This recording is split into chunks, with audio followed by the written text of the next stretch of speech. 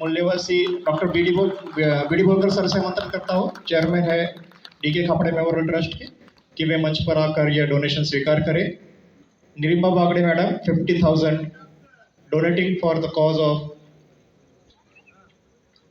Building this Rajshri Shahu Maharaj hostel block. Next I will like to invite Santosh Sitaram Nagpal, आप नंदुरबार महाराष्ट्र से हैं, आप 10,000 का डोनेशन इस ट्रस्ट को देना चाहते हैं। उसके बाद मैं आमंत्रित करना चाहता हूँ BS मोहिते सर को, वे धुलिया महाराष्ट्र से, आप 5,000 का योगदान देना चाहते हैं। कृपया आप सभी मंच पर आए।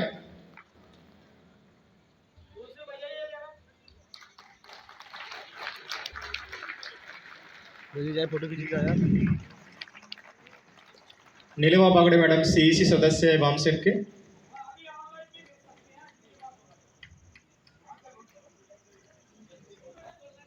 संतोष सीताराम नागपाल, नंदुरबार, आप 10,000 का योगदान और उनके संतोष सीताराम नागपाल और उनके साथी जी 10,000 का योगदान देना चाहते हैं।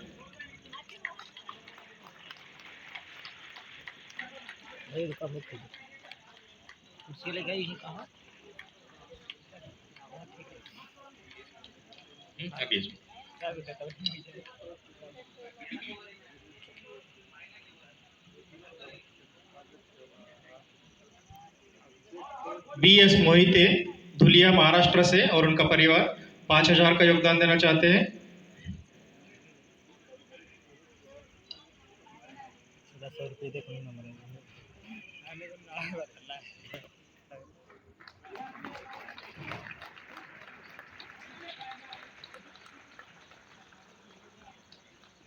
कैमरा भाई हार्ड ना बस इतना जूम करे देखा था, कैसे देखा था। आगे आइए। राम अवतार मेहंदिया जी हरियाणा से, आप 5,000 का योगदान देना चाहते हैं।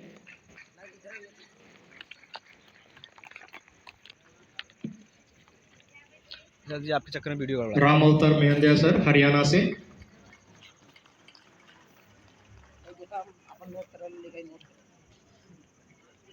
धन्यवाद सभी साथियों का। जो भी साथी इस कड़ी में इस राजश्री शाहू महाराज हॉस्टल को योगदान देकर जल्द से जल्द उसको खत्म करना चाहते हैं, वे मंच के पास आकर मेरे पास नाम दे दे। Back to Sunil Mulyavasi. सुनील, एक आयोजन में शामिल हैं। उसी दौर में इस देश के उत्तरी हिस्से में हरिद्वार में एक धार्मिक संसद आयोजित की जाती है, जहां नारा लगाया जाता है कि हम हिंदू राष्ट्र बनाने के लिए जरूरत पड़ी तो लोगों का नरसंहार भी करेंगे। मुझे लगता है कि मैं एक ऐसे मंच पर खड़ा हूं जिस मंच और जिस नाम के भीतर वो ताकत है कि इस तरह घोर संविधान विरोधी लोगों को जवाब दे सकते हैं और बाबा साहब और बिरसा फुले अम्बेडकर के सपनों का भारत बना सकते हैं। इसलिए मैं गौरवान्वित हूं कि मैं ऐसे मंच पर खड़ा हूं। जिस दौर में लाल किले से लेकर संसद के भीतर तक झूठ बोला जा रहा हो, इस देश के नौजवानों की पीढ़ी को हिंसा, नफरत और अत्याचार में लिप्त कराया जा रहा हो, उस दौर में वामसेफ एक ऐसे संगठन का नाम है जिसे मैं विकल्प के तौर पर देखता हूं कि वह आगे आने वाली पीढ़ियों के भविष्य की चिंता कर रहा है।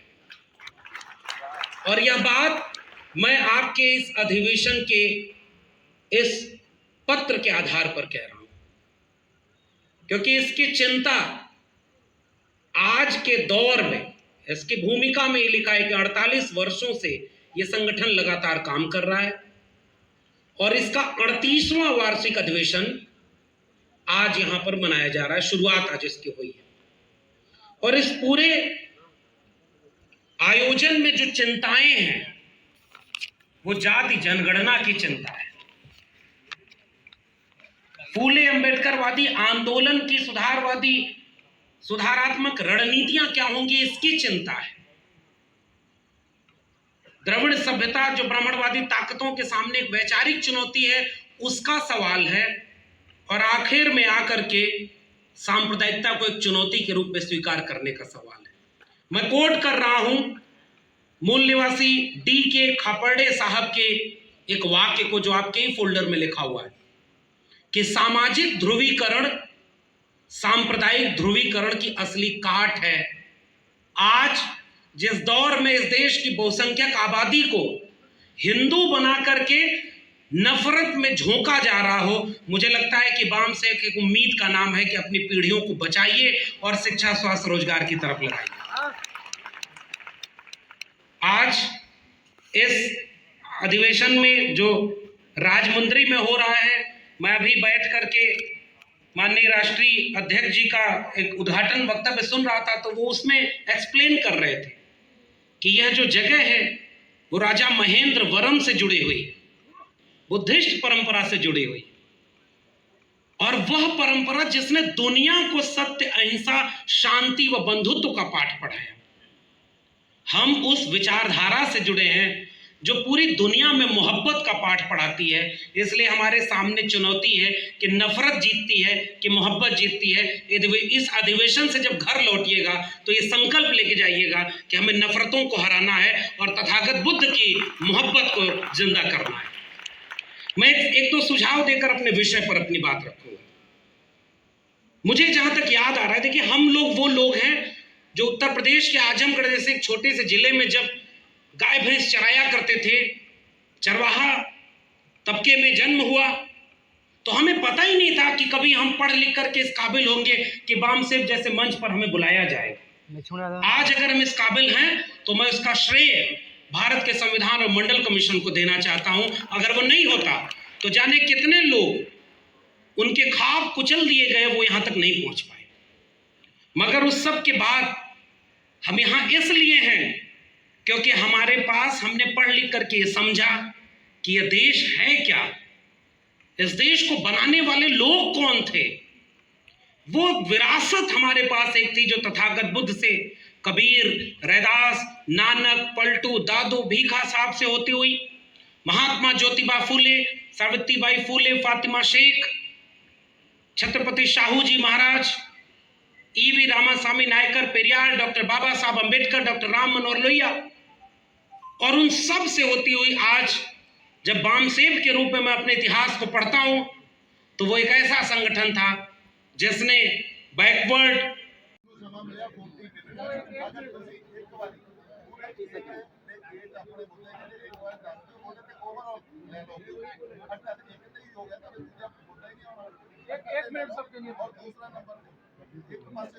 हाँ, ये यही तो सबको बोलने का हैबिट होता है। चलो ठीक है, हाँ, ये लाइन से चलिए ना, फिर सब लोग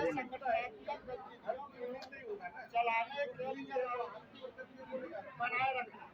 अर्थात हम ये कहना चाहेंगे जो संगठन के निर्माण की प्रक्रिया है, किसी भी समाज में एक नियत समय पर, एक ही नियत स्थान पर और नियत लोगों के साथ जो समाज निरंतर मीटिंग बैठक करता हो और इसी तरह का जाल पूरे देश में बिछा रखा हो, किसी भी व्यक्ति के ऊपर अगर आफत बता जाती है, अगर एक आवाज लगा दिया जाए, सारे देश के लोग एक जगह उपस्थित हो जाए लगभग, तो वह संगठन माना जाता है।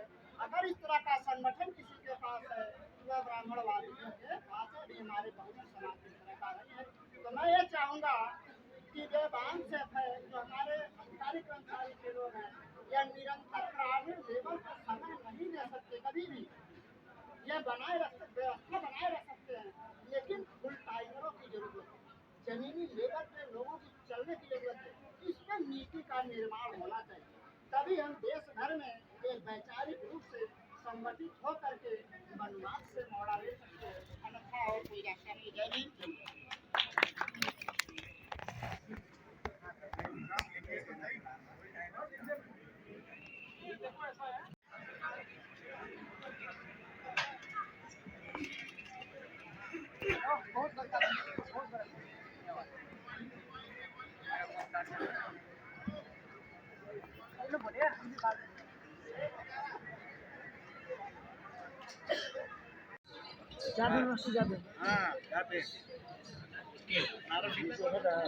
पूरे गाँव वाला चल के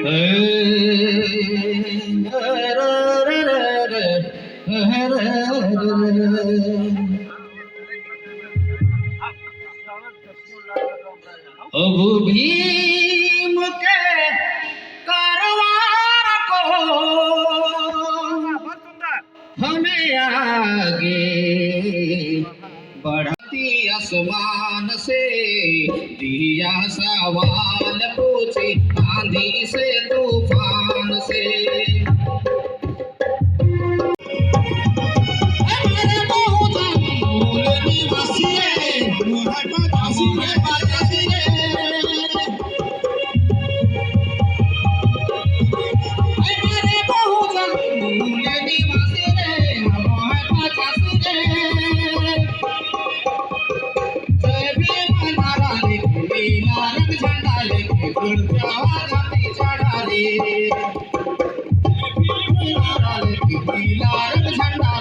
दुश्मन पर छाती चढ़ा दे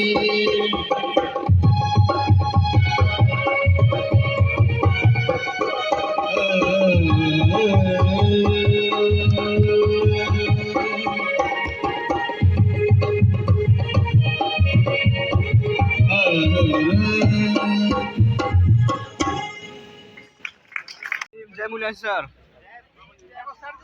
मूल्यासी राष्ट्रीय अध्यक्ष आंध्र प्रदेश। जय भीम, जय मूल्यासी बाबू।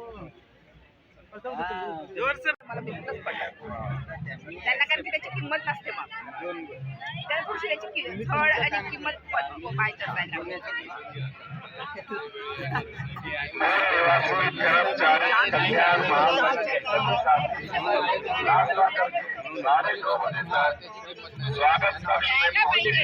ये देखिए दो खवाऊबीर हमारे मित्र हैं आकाश सर जी और राम सिंह सर। नसल्यावर आपण किती त्यांना देखिए थाल में जो रखा गया सब चपाचट कर दिया, अभी दोबारा लेकर आए, दोबारा भी खत्म हो गया। दो बातें होनी आवश्यक है और उन पर हमें कार्य करने की आवश्यकता है और ऐसा वामसेव कर भी रहा है। तो साथियों, हमें इस BS4 के कार्यक्रम को गांव-गांव ले जाने के लिए हमें सबसे पहले उन ग्रामवासियों से समय की मांग करनी होगी कि आप कम से कम हमारे संविधान के बारे में, संगठन के बारे में, वामसेव के बारे में उन्हें बताएंगे और उन्हें आगे की प्रक्रिया समझाने में सफल होंगे। तो साथियों, उनके यहाँ तक जाने के लिए जो संसाधन की आवश्यकता है वो हम अपने ही लोगों के बीच से पूरा कर सकते हैं। हमारा सुझाव है जो इस प्रकार से है, हमारे वामसेव के साथी बराबर सहयोग करते आए हैं और उसमें मैं एक चीज़ और जोड़ना चाहता हूँ कि इस कोरोना काल में भारतीय सरकार ने हमारे वामसेव के कर्मचारियों के एग्रीमेंट को रोक दिया और रोकने के बाद भी हमारे लोग जिंदा रहे। कहने का मतलब यह है कि आपके सुख सुविधाओं में कमी नहीं आई। तो अगर हमारे एग्रीमेंट रुके और सुख सुविधाओं में कमी नहीं आई तो हमें आने वाले समय में ये मानकर चलना चाहिए कि सरकार हमें एक एग्रीमेंट नहीं दे रही है और हर महीने हम वो धनराशि वामसेव को देने का कार्य करें जिससे कि हमारे पूरे भारत देश में फुल टाइमरों की व्यवस्था हो सके और फुल टाइमर चल सके, चले और चलने के बाद इस BS4 अभियान को डोर टू डोर पहुंचाए।